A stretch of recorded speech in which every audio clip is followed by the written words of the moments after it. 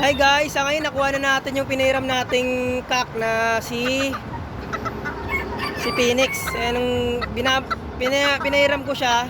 Ayan. Ko siya, ayan, kinuha ko na sa mayari, binalik naman sa akin. Ngayon binabad nung pinahiraman ko ng netong kak ni Ayun ang nangyari ganito, ayan tingnan yung kalbo-kalbo yung niya. Yung balahibo niya sa leeg. So kapag kayo nagpapalahi, tandaan nyo, huwag masyadong ibababad ang kak sa inahin. Ito magiging resulta. Hindi hulugon yan ha. Actually nagpapalit na rin to ng balahibo eh.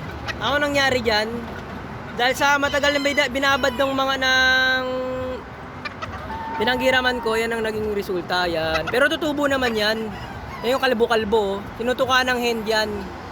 So yung mga patubong mga balahibo dyan, tinutukan ng hen. Siyempre masarap sa kanila yun kasi may dugo yun, malansa sa kanila yun. Ito kasing mga manok na to, pag nakakamoy ito ng malansa, kaya mga may dugo, mga ganyan, mas parang inaano sila, ginaganahan sila na ayun, masarapan sila sa ganun, parang mabango sa kanila yun.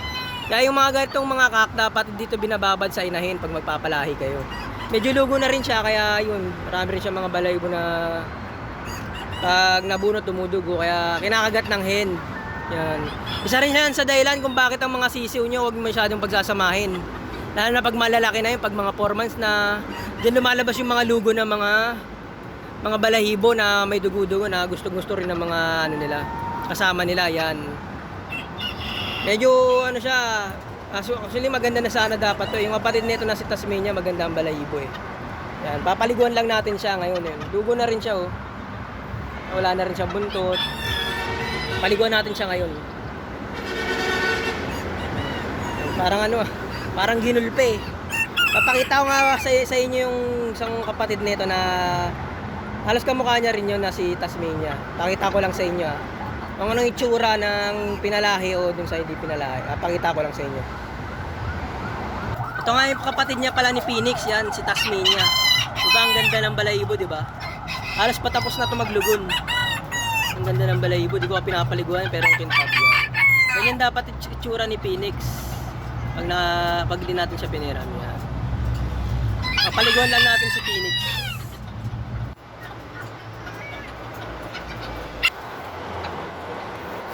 Ito nga pala guys, si Phoenix, yan, pinaliguan na natin. Isang basa siya, parang mahimatay ang palalagay. Inantok ah. Inantok po siya guys, yan, at naligo lang. Bibilad po natin siya sa araw. Inantok ah. Kaya pag nainitan po to, magigising na po to. Uy, gising.